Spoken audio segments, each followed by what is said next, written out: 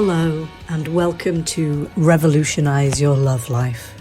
Do you want to know more about love relationships, what makes them work, how to create the one of your best dreams? Do you want to be in a really healthy, juicy love relationship? In these podcasts, we will give ideas and practical advice to light your way. Whether you're looking for a love partner, already in a relationship you wish could be better, or leaving one that has run its course, there will be something to inspire, empower and support you. Revolutionise Your Love Life is a fortnightly podcast where you will access the knowledge and wisdom of love experts and relationship coaches from across the world to help you find true fulfillment in love. I am your host, Heather Garbutt. Welcome. Hello, Heather. Hello. Thank you for coming today. It's lovely to have you here. Oh, thank you very much. It's really lovely to be with you, Catalina. Thank you. Would you like to tell us a few things about yourself and what you're doing? Yes, I can. I'm just going to put you on a speaker view, then I've got you in the middle. That's much more. Okay. Yes.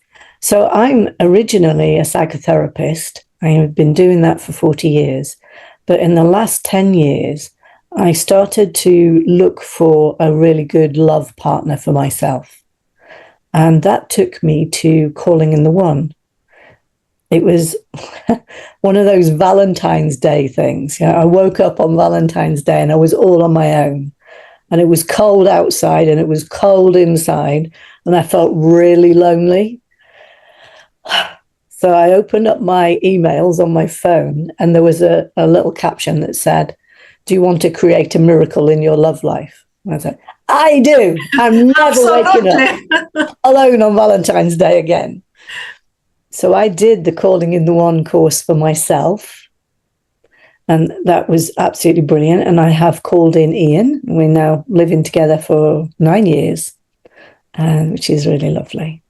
And because it worked for me, I wanted to do that for other people. And as part of that, I also did conscious uncoupling training. Both of these are coaching programs. Conscious uncoupling helps individual people to separate well. Doesn't need cooperation from both parties. It's so that you keep your dignity, you don't fight, you have some sort of cooperative relationship with your former partner going forwards if you need it. You know, like if you've got children. Yeah. Or if there are financial connections, it tries to keep everything as tranquil and cooperative as possible. And it really works. I've seen it really work. What is the core of both of them is calling in yourself. So looking at your patterns in love, what you do as in relation to yourself, how you treat yourself, Yeah. what you believe about yourself, and the actions that you take from that place. And what we do is get you to a place where you're in an empowered, courageous place. You imagine yourself in whatever position it is you want to be in. So if it's calling in the one, it's with your true love. And if it's conscious uncoupling, it's a clean, clear, cooperative relationship. We imagine you into that, who you are there. And that's who you live from. So you get a feel of who you are when you're achieving all your goals, to have the beautiful relationship, or to be in a calm space to be able to bring up your children with your ex, or to be separated completely if that's what you need. And I guess perhaps with the people that come to you, that's what they need, if at all possible. Yeah. So it's possible to have such a life. It's really possible. I mean, It is. I see it all the time. Even people who've been married 35 years to coercive controllers, 2 years on, they're already in a new relationship with somebody who fits them so much better. Yeah, but how do they find the courage to look for another partner and to trust that partner? You go really slowly.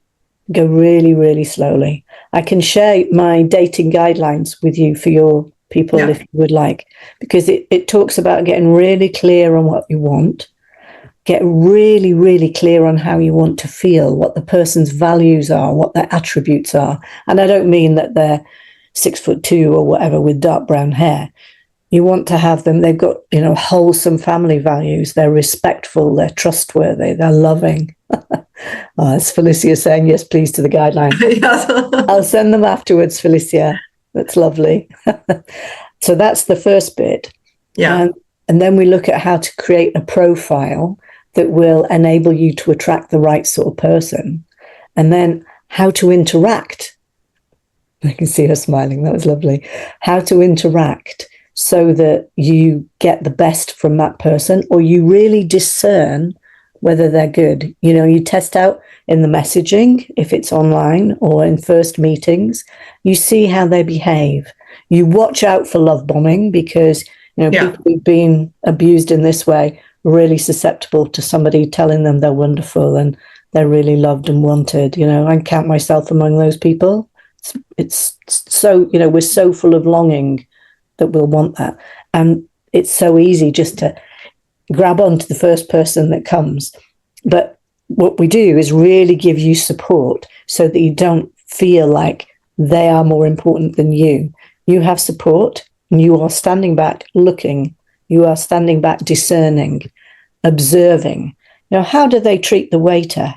How do they speak about their ex? How do they speak about their parents? What's of value to them in life? Are they a Trump supporter, for instance?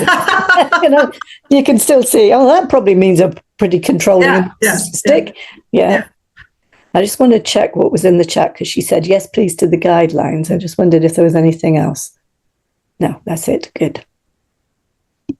Thank you, Felicia, for bearing with us. I know you're on the train, so that's really lovely. So a good one with Trump. Yeah. Felicia, if you have any questions, you may write them on chat, and Heather can reply. Okay? Yeah. So you help women get the courage to go on dating, and after that, make a list with what they really want. Yes. Exactly what they deserve, what they don't want. Yeah. And how what they will permit. They don't want to feel excited. Don't get hooked up in the chemistry. Because chemistry, in the immediate effect, generally is the ignition of an old pattern. So that will be choosing the bad boys. Choosing people who are unavailable. Because somehow, early in life, that's what you experienced as connection. It's a sort of twist, but it is. So I think if we put it in a concrete terms, if your first relationship with your parents was of being slapped, that's what you think connection is. That's what you think relationship is. So you will jump for that instead of looking carefully, let's say. Yes, exactly. It stirs up all the body energies of excitement, and that's not what you want. What you want to feel is at home, safe, cared for, considered. You want somebody really thoughtful, who really listens to your feelings and needs and validates them and acts accordingly. And this person really exists, right? They do. Honestly, I see it. And it's such a joy to me. I have a card, and I don't know if it's actually in my background, which says, I'll never stop being grateful for you. And that was sent to me from a woman she'd had quite a long marriage that wasn't that happy. And she met somebody who was an old school friend. We did calling in the one, and we did a bit of conscious uncoupling, because she got married very young. And I don't think she was fully grown up, and neither was he. So they sort of grew up together, but not always very comfortably. Let's put it that way. Yeah. After he died, several years later, we did the work. She looked back at her early family life, which was essentially one of emotional absence and secrets and affairs. And that she was the confidant to everybody in the family. So her needs were way bottom of the list, even if they were on the list at all. So we did all that work, and she really learned to value herself. I see her on Facebook now with her new man. She's so happy. She always wanted her visualization, when you think, where are you? What do you want? What do you want to be feeling? She did that. She was on a boat looking at the sunset with his arm around her, and they live part-time on a boat, and they send photographs out on Facebook on a boat all the time. Yeah, watching the sunset. Yeah, this is so touching. Felicia says, I tried a dating app for a few days, canceled the account. Everybody was asking when I have time, when I have time to take care of a man, or asking directly for my address to see how long they have to ride to my place. What? Directly in bed? I'm very disappointed. I'm not going to try apps anytime soon. I don't need to jump in bed with someone. I want connection and respect first. Yeah, but Felicia is right. How can these women find a man? Where can they find? Look, for Felicia didn't work the app. I think what you really need to do, the apps are good places, but you really need to be, I'm going to use the word again, discerning. So maybe that's quite a complex word. Let's unpack it a bit. It means you observe. You really listen to your gut about whether this person feels safe. Yeah, but where can they find those? They're on the apps. They're on the apps. They are there. There's a wonderful Facebook group which I would recommend anybody dating joins, and it's called the Burned Haystacks Dating Method.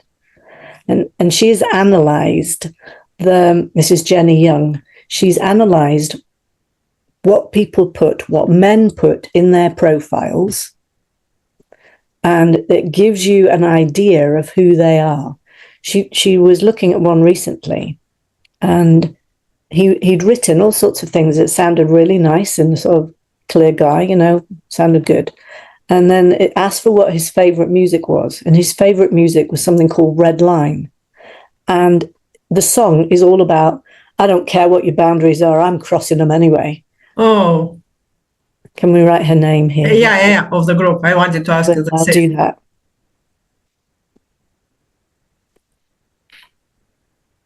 Yeah, and I will also write it on Facebook later on. Yeah.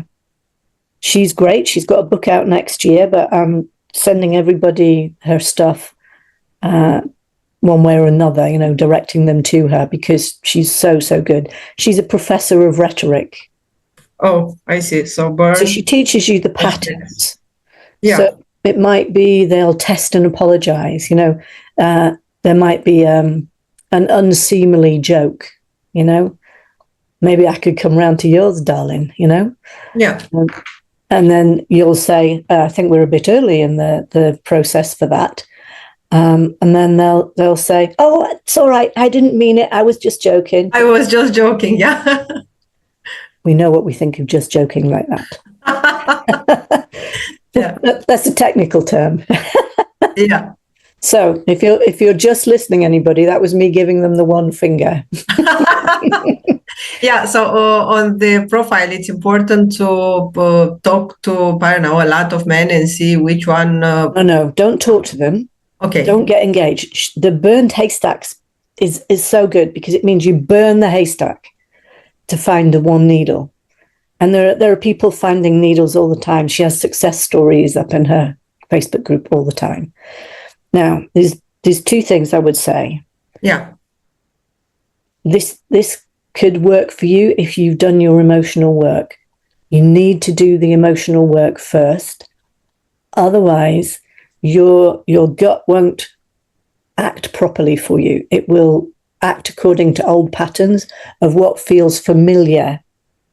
Like with the sexual energy, you'll go with somebody that feels familiar. So you might find somebody that is love bombing, or somebody that's seductive, or somebody that feels powerful and says he's a real protector.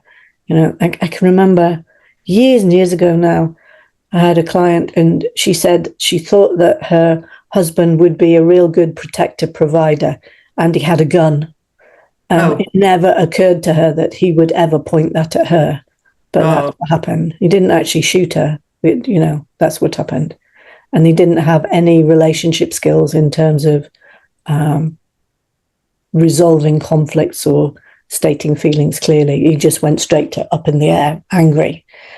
So these are things that you need to really work through. I'm talking about 6 things at once. I beg your pardon.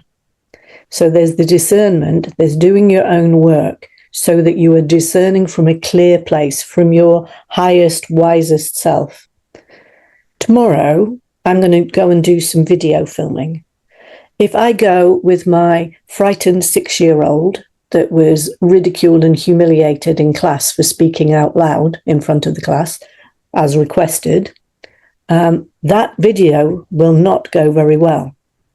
If I go as me, imagining myself and living into and feeling the me that walks out on to that red dot of the TED Talk carpet with things that are important to say, that you feel the difference. Yeah. Just as I'm talking. Yeah. 6-year-old me is like this. But that woman is more than I am now. I can feel her sort of put steel in my backbone, whoa. And she's encouraging me. So that's the sort of person you want to be dating from. When you're imagining who you are and who you want to be with, how am I feeling there?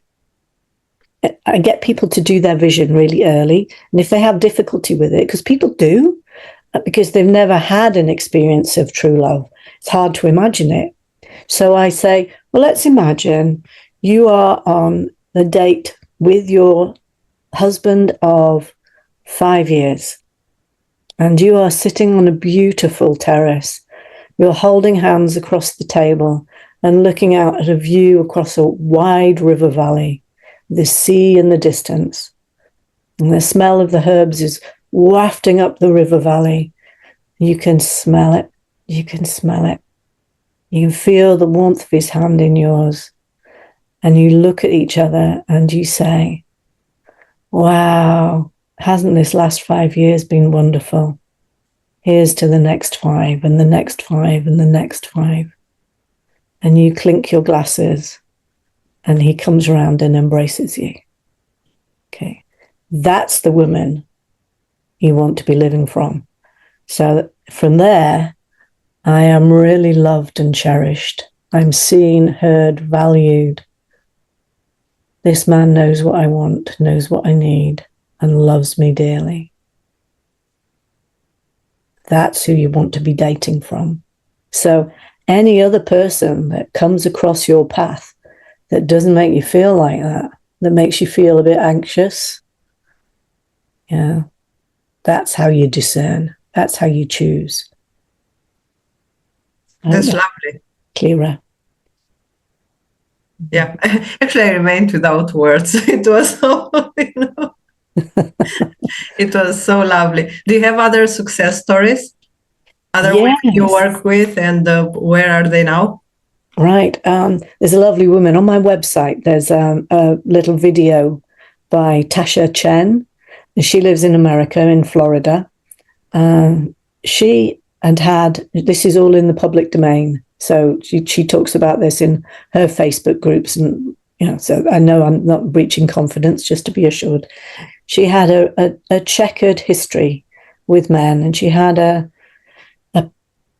coercive marriage, a very dismissive husband who treated her like a workhorse, basically. Oh. Yeah, it's really unpleasant. She's a thoroughbred, You don't make a thoroughbred carry heavy weights. Yeah. You give them the very smallest of jockeys and hope for the best.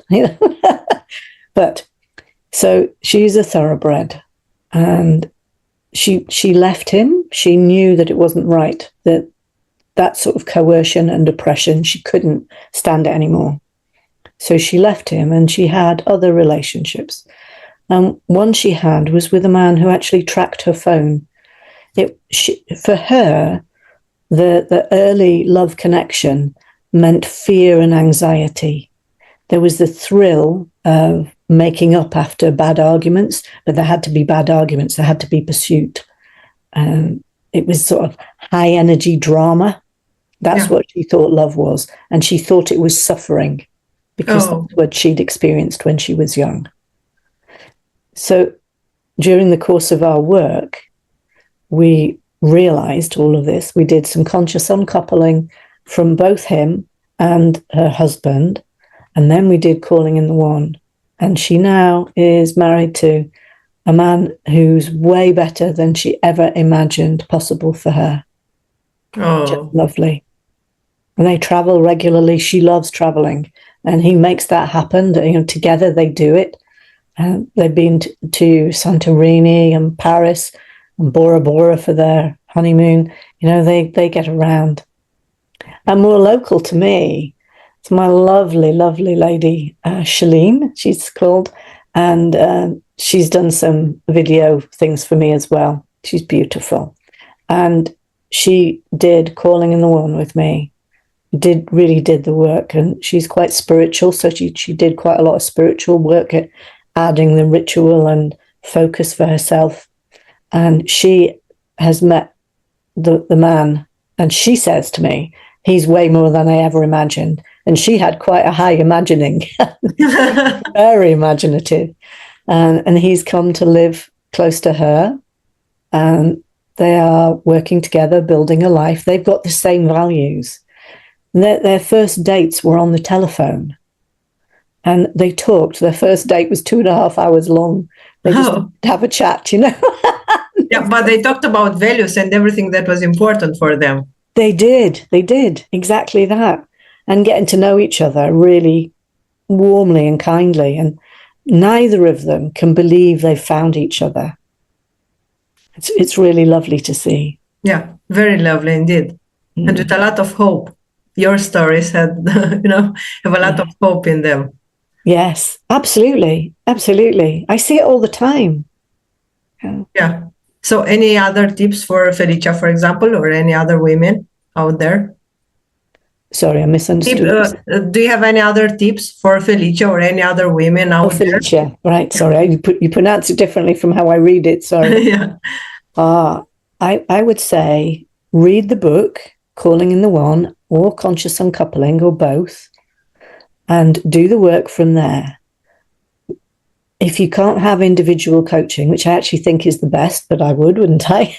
But I do, because you get really individual attention. Get together with some friends, like minds, and do it.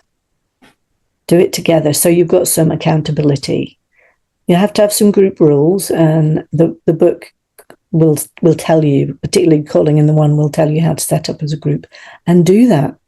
Treat it as a workbook for you to find out about you, let go of old patterns, develop trust. And I would say you want to choose women or men, for that matter, who are growth mindset people. You need to be very careful about not choosing to be in a group with people who, how can I put this? In building terms, you'd want somebody who's a nice warm fire, a radiator, somebody that's generative and positive and is interested in rising and being warm. You don't want a drain who every time you give them something lets it go down the drain. Yeah. Or drains you. Just, there's always the person with the most need. Don't have anybody who's got high drama going on. Choose people who are at a calm place in their lives and really dedicated to going forwards and doing this. Yeah, they're very good tips. And except dating apps, what other places can women find some suitable men for them? Remember who you are. Yeah. In that real high vision of you. What's that woman doing? Is she learning to sail? Is she learning to skate? Is she learning to flower arrange? Go and do the things that really fulfill you. You have to call in you first. I've got a wonderful woman who's learning theatrical skills. She's singing. She's having voice lessons and singing lessons now for the first time in her life. She's really finding her voice. It's beautiful. She's part of a little singing group that goes around and does 1940s songs, to celebrate the end of the war. They went around last year and did loads. Really wonderful. Yeah. In Romania, women find it hard to find men because they don't know where to look. Besides dating app, they don't know where to go. Okay. To go to theater or to go to a concert, or that is why I was asking you, how do you think they can find men? Yeah, that's what I was thinking. Because, they go home, they go to their job and so on, and they don't go out much. That is why it's very difficult for them to find men. Is it culturally acceptable to go out? Yeah. Well, go out. Don't stay home. Go out. And just do the things that you enjoy where men are too.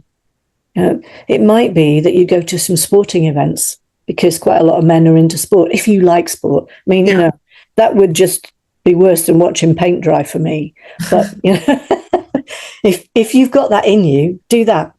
I met Ian, and he'd been wanting to go to dance classes for years. I've been dancing, and I dated a few guys from the dancing classes I went to. Yeah. He wanted to go dancing. So we went dancing together, and the number of couples that got together through learning how to dance. We did modern jive, surok. Yeah. There are others like salsa where you don't have to go with somebody to learn. Sometimes if it's ballroom, they ask you to take a partner with you. Look for tango or something like that, where there are people who've got a bit of energy and expression about them. If that's you, if you like to play football, go and learn football, go and join a team. There will be coaches, there will be men watching, and use all those same discernment things when you meet somebody in person. How do they speak to you? How well are they regarded by other people in their community? Do they have a friendship group? Do they go out and get drunk every Friday and Saturday night? You don't want one of them, How do they treat people? Are they respectful? Are they warm? Are they soft? Are they authoritarian? Because quite often sporty people might be a bit sort of, you've got to do it this way, sort of stuff. Do you want that? Really feel that person that is you with your equivalent on the terrace. Look around and raise your eyes as that woman and see with her eyes and be seen by good people. Because the other thing that is part of this, if you're living from that, you're radiant with that. And you attract a whole other load of people that you would never have seen before. Yeah. So it's important to be good with yourself. Yeah. And after that, you will attract the right things, the right people, the right things, and so on. Yeah. Yeah. Do you have any other tips for women? Get support. Don't do it alone. Have people you can reflect with, of a similar mindset, growth, And I would read and watch stuff. I've got all of my podcasts, which you kindly are on. I've got all of my podcasts which tell you all sorts of things, which is Revolutionise Your Love Life. I'm sure you'll put that, people can find me, can connect up, watch my posts as well, because I'm endlessly talking about how to have a good relationship. Yeah. Yeah. In Romania, as I said, it is a little bit difficult to find that person. Yeah. So they need to find the man, and after that to have a good relationship. You can do that. Yeah. Have to find is there. And that is why, they block the first step to find the man.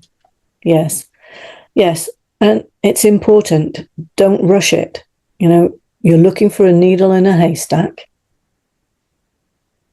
The best place to look is amongst your friends' friends, because they're already sort of tried and tested. But don't settle for a piece of straw. Wait for the needle. You'll see it when it shines. Yeah, that's a very good tip. Can you tell us a few things about the methods you use? Yeah, I've sort of given you a little bit of an overview, but yeah, with calling in the one, we really get a clear picture of what you want. We make an intention that is like my intention on Valentine's Day. I'm going to wake up with my true love next Valentine's Day and ever after. I didn't know I was making an intention, but it was like a body and soul. I am absolutely determined. I do want to create a miracle in my love life. So we have something like that you write down that you can remember. And then we do the vision and we make a recording. So you can go back to it and listen time and again. So you get used to being in that woman who's on the terrace with the lovely husband. You get used to that. And you do your shopping like that. You go to the bank like that. You go to work like that. You ride the bus like that. Or the tram or the tube. Like that, Felicia. So that's really first proneness. You make space, because so many of us think, well, they'll just have to fit in. We'll imagine how it'll be. We don't really live intentionally. So you have to make space in your diary and take some actions, like going to the boating lake and having a picnic in the park, or whatever it is, to make yourself visible, or going on a dating app, or getting support with that. You make space so that there is room for him to come and date you by taking yourself on dates. And that can be with friends. You don't have to walk about alone. That can be with friends. It can be going to see a film regularly, doing those things that would be the space he would occupy, so that space is always there for him to walk into. So that's another piece. Make space in your house. So if you have a double bed, which I would advise you do, you have bedside tables on both sides and a lamp on both sides. And in the drawer on his side, you have a few things that men might like. So some male deodorant, some male shampoo, maybe a razor, a nice towel or flannel or something like that. Just a few small things that represent men. Oh, a fresh toothbrush. This is not for your first date, ladies, remember? This is for 6 or 7 weeks in, at least. So you do that. You make it inviting. You buy 2 cups. You buy 2 plates that represent you. 2 nice champagne glasses. They can be from the supermarket. They don't have to be cut glass, but they represent the 2 of you celebrating together. Things that you like. There could be a nice book on his side of the bed that represents growth, that shows his mindset. That's what you're inviting in and you're making room for. So then we look at your patterns. Exactly. Most of us choose unavailable men, and that can be literally that they're married to somebody else, or that they live 2,000 miles away, or it can mean that they can be there but aren't emotionally involved with themselves, let alone you. They're not emotionally available. They might not be able to talk about their feelings or able to ask you about yours. Or they're so stressed in themselves, they haven't got room for anybody else. Those are the unavailability things. Yeah. And ideally, you want somebody who's not just out of a relationship, because they might have to do the work to repair and recover with you. That makes you an interim relationship rather than a future relationship. So that's just as an aside. So we look at your patterns, and then we look back where they come from.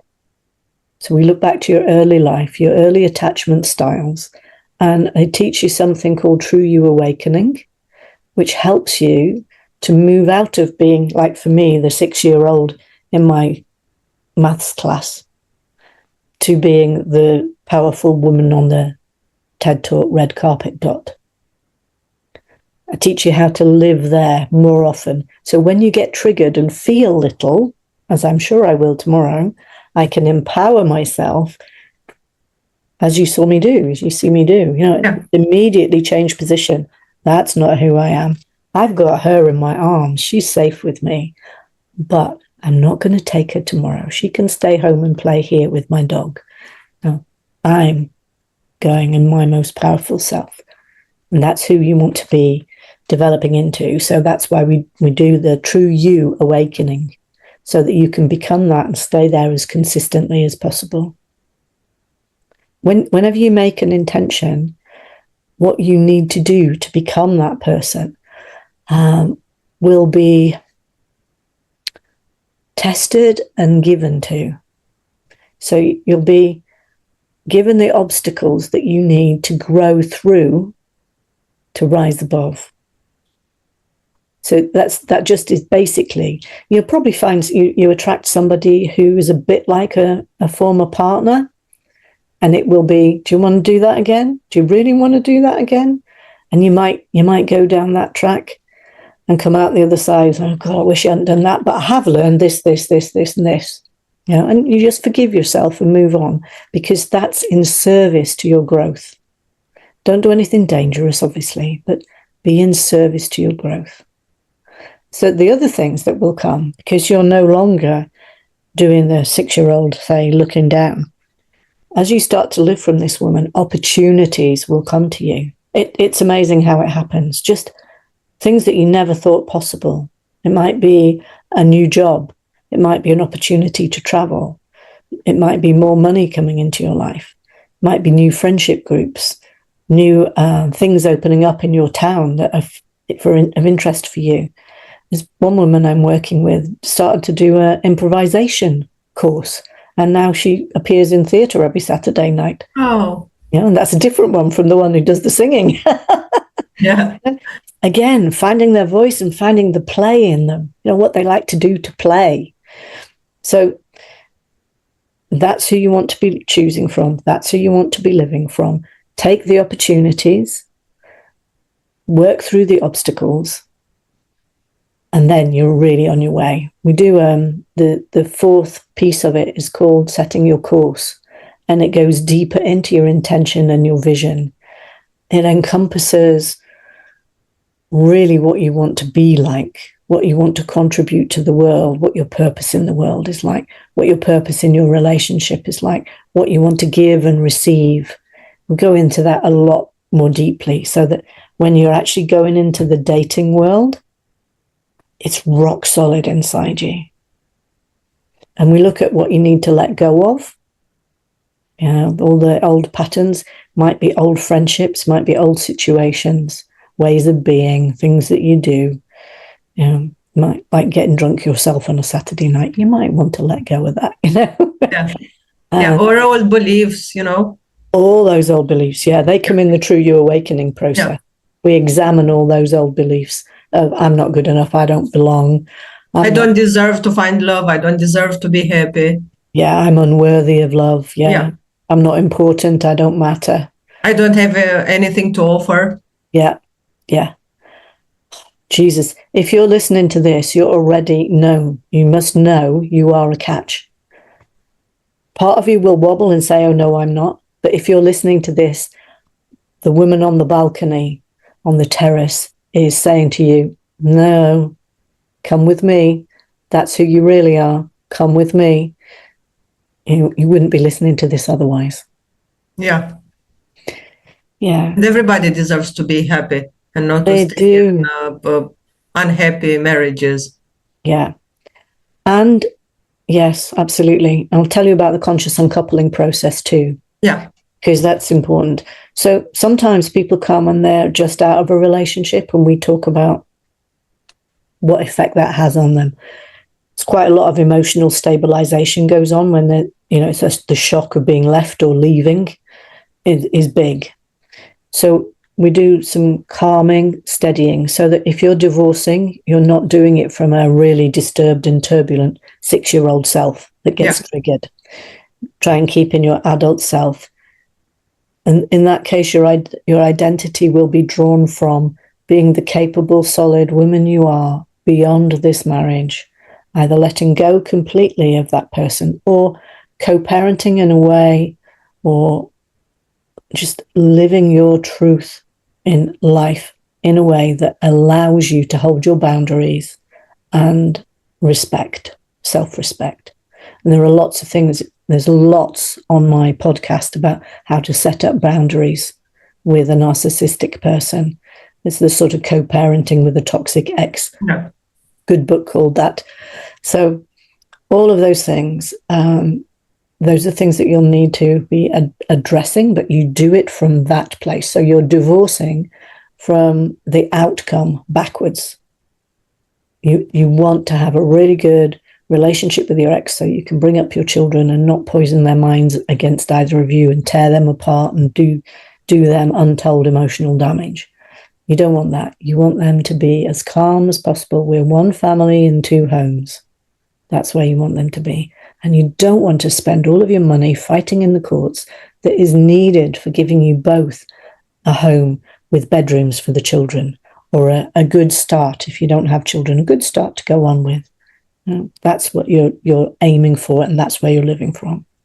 So we look at how you got where you did. We look at how you treated yourself.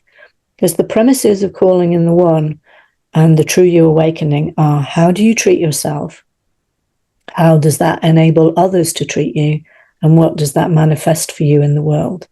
Yeah. So if you are treating yourself, yes, you know about this stuff, don't you? Yeah. If you are treating yourself as, I don't matter, I'm not important, I don't deserve to be loved, I'm not good enough, I'm invisible, that's a really big one. Yeah. I'm not allowed, I don't belong. I'm trying to think, I'm not safe is massive. I'm alone, that's a really big one for women. Sort of forced independence from childhood, so we don't know how to have relationship that really has any true deep connection. So we address all of those. We look at how you got to where you did and what amends you can make to yourself. It's forgiving. Okay, I maybe missed red flags, or I missed opportunities when I could have stood up for myself, or I missed the chance to make a decision for me. And I've gone along with things that I didn't ought to. All of those kinds of things. We look at that in your relationship history. Forgive yourself. And the most important thing is to make amends. And that can be, I will never let that happen to me again. Or I will live my life from my authentic self now. I will value myself. I will acknowledge the gifts that I have that I thought were just commonplace before. You know, we tend to think as women what we can do, everybody can do, that our intelligence level is the same as everybody else, that our wisdom is the same as everybody else. It really, really isn't. I still think that now. I think everybody knows what I know, but they don't, do they? They don't. Oh, dear. And everybody is unique in some way. Absolutely. Absolutely. Yes, I've got a friend lives locally. She's over 60. She runs marathons. Oh. And she just thinks, you know, that's something I do. Gobsmacked. No chance of me ever doing that. I might do a dance around a dance floor, but never a marathon. Yeah. Anyway. Yeah. But actually, it's never too late to find the love of your life, or to go to marathons or whatever. Yeah. You clean all this up. If there's a chance, you clear the air with your ex if they're trustworthy. Or if not, we do a sort of mental, emotional, spiritual separation so that you give them back what's theirs, you have what's yours. If there's a need, if you've done anything that's been bad towards them, you can make amends towards them, you know, within bounds. It may not be fairness with the courts. Sometimes people will give their ex more money than they're entitled to because they want them to be able to get on with life or provide a home for the children with them too. You know, it may be something like that. Yeah, and to have some peace. Yeah, to have some peace, yeah. And it's what's morally right rather than what's legally right. And you'll feel that. As you really grow into yourself, you'll feel what's right for you. Yeah. And then because you gain peace and freedom. You do. And those are very important. Yeah. One of my clients says, you know, she gets approached quite a lot by different men, and she says her discernment is, will he disturb my peace? Yes, he will, or no, he won't. He's worth seeing if he would actually contribute to my peace. That's how she feels it, you know? And I think that's quite a good way to look at it. Yeah, definitely. Yeah. Felicia, do you have any other questions? No, thank you. Interesting stories. I will check definitely out your podcasts, Heather. Yes, well. You know, in Romania, it's 1 second. I will disconnect the headphones. So in Romania, it's a little bit difficult to make all these activities you said, for example, I don't know, yachting or horse riding or I don't know what. They are not so popular, and thus they are very expensive. So it's a little challenge for medium income women to go and practice something like this. Yeah. You know, it's and I was I was last year to some chiropractician or something like this. He was a very small and very unpleasant and not at all good looking man. And he said, I went to a dancing class to meet women because I need to meet women. Oh, when I heard him, I said I wanted to go to a dancing class myself, and I told my daughter, "Oh, let it be. I will not go to any Not dancing. to his, no. No, if I meet him." Yes. So yes, it's a process. I'm aware. It's a process. Yes. And the other thing, you know, one of my clients met her partner through volunteering. Mm-hmm. You know, she works for a charity, and they do dinners every weekend for people who haven't got much money. So you can go the other way. It doesn't have to be sort of the big glamour life. It can be. Yes. I joined recently an association who does volunteering in the addiction field. I want to make, but I'm waiting for them to start a new class for counselor in addictions. Right. Wonderful. Mm-hmm. Yes. Yeah, because it doesn't have to be expensive activities, as Heather said. Yes. It can be any activity, a free activity, something voluntarily. Yeah. Mm-hmm. Clearly. Something that matters to you. Mm-hmm. For example, if you like painting or drawing and you go to a painting class, maybe there is a man waiting for you there. Mm. Yes, to paint my portrait. Yes. Yes. Yeah, and to make you happy for the rest of your life. Stranger things have happened. Yeah. Yes, I'm sure. Mm-hmm. They have. I know of one lady, and she said, I don't want to be doing anything. I want my true love to come to my door. And he did. He was the plumber. Came to Nice. So the intention is very important. It is. Yeah, but in most cases, we really must do something, not just wait for Brad Pitt to come to our door. Yeah, it's better to be active. Yeah. Mm-hmm. Yeah, Felicia, do you have any other questions for Heather? No, thank you very much. It was very interesting. Yeah. Can you tell us again, please, the title of the book? Calling in the One. Calling in the One. Okay, let me write it down. I don't know one of them. This one. Calling into One. Okay, and the author is? Calling in the One, Catherine Woodward Thomas. Okay. Shall I spell that? Yeah. It's better. Thank you very much. The other one is Conscious Uncoupling. Yeah, you may write. I'll do them both. Yeah, thank you. She wrote them both? Okay. So it's Catherine Woodward Thomas. Yeah.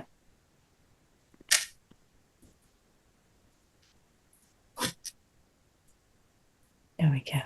Yeah. Perfect. Yeah, thank you. Do you have something else to add, Heather? No, I think that's everything. Yeah, it was very, very, very nice talking to you. And you gave us very, very, very important tips, information tips. And Felicia, just let us know when you find the love of your life. Yes, I will let you know for sure. Yeah, so Heather can, just put it there on her success stories.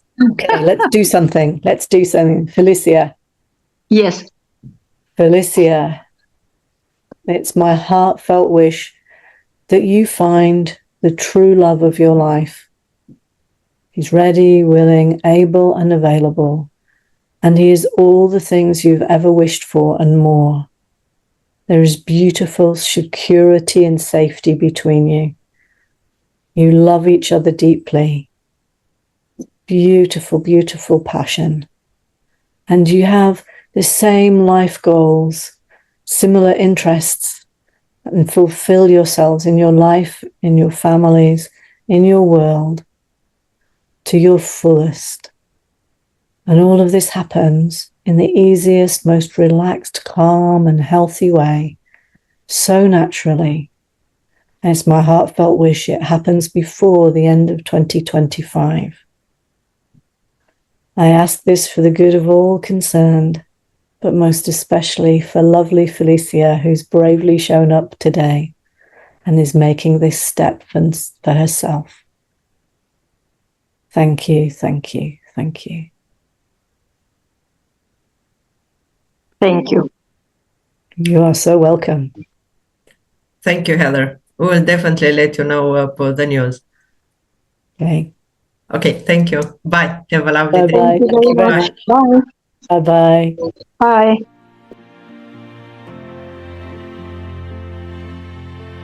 Thank you so much for listening to this episode of Revolutionise Your Love Life. I'd like to know what has been your biggest takeaway from this conversation. Do take a minute and share this with us and visit us on our Facebook page. You can connect with me personally on my email at heather@heathergarbutt.com. If you can think of someone who will benefit from listening to this podcast, please do share it with them. If you have any feedback on how I can improve it, please do reach out to me, as I'm always keen to learn more. Thank you so much again for listening, and we'll meet again on the next episode of Revolutionise Your Love Life.